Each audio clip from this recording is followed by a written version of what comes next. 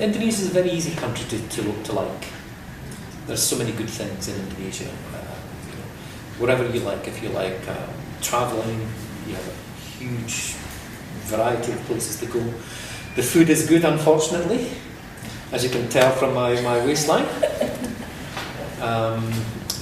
So we enjoy living here. So far, if you were to ask me what are the negative things, I can't think of any really negative thing to living in Indonesia. Even the traffic, even the macet. It's okay, once you learn how to cope with it. So for example, when in the car, you always make sure you have either your emails on your BlackBerry or you've got a book to read. So it's okay.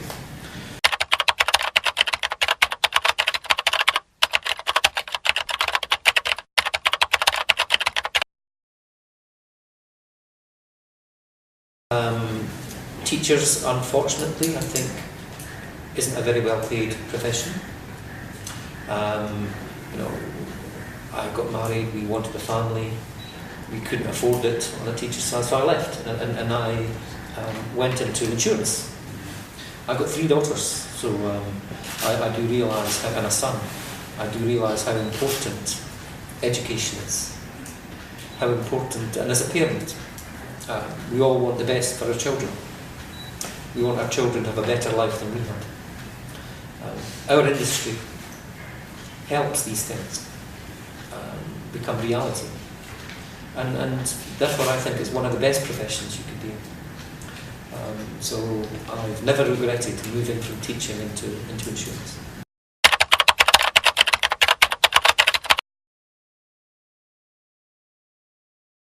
Position. I started off as a statistician and an underwriting department. So my job was to assess risk and to price risk.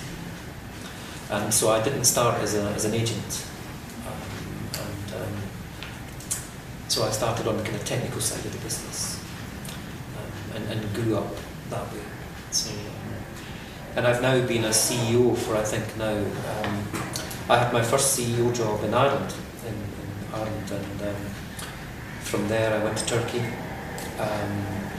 and of course that's when I started experiencing the agency side of the business, because when I was in Turkey I ran the biggest agents company in the market, so I have a lot of experience on the sales side now as well, but I didn't start as an agent.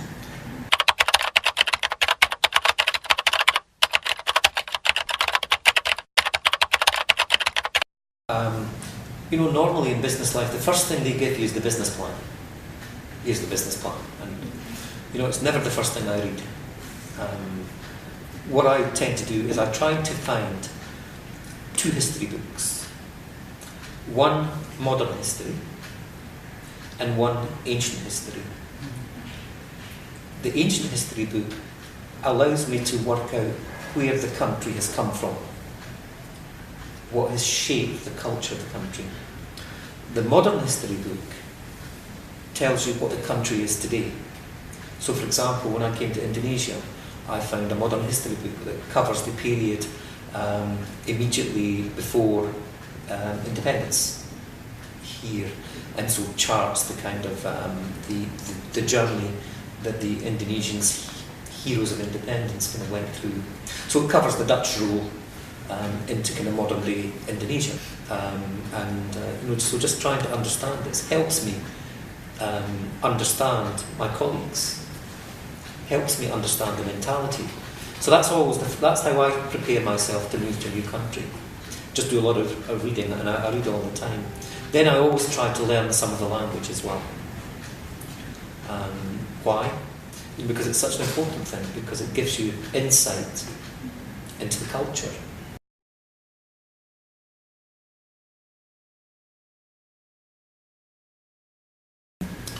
What is unique about Indonesia is today so few Indonesians have insurance coverage.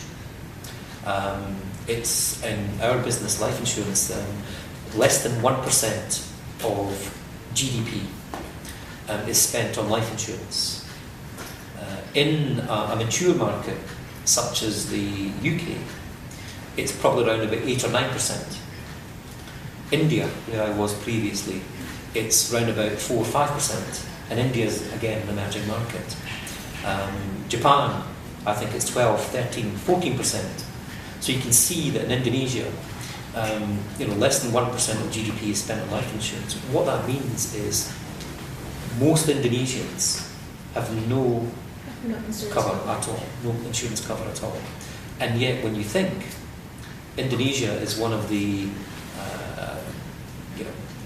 countries in the world that is most subject to natural disasters. Be it, since I've been here, in a year we've had Merapi,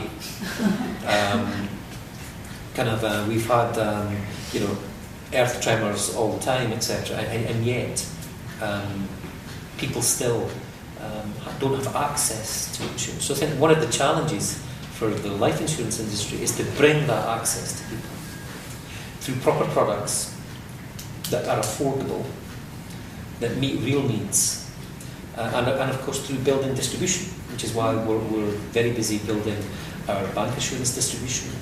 We're busy building our agency distribution so we can reach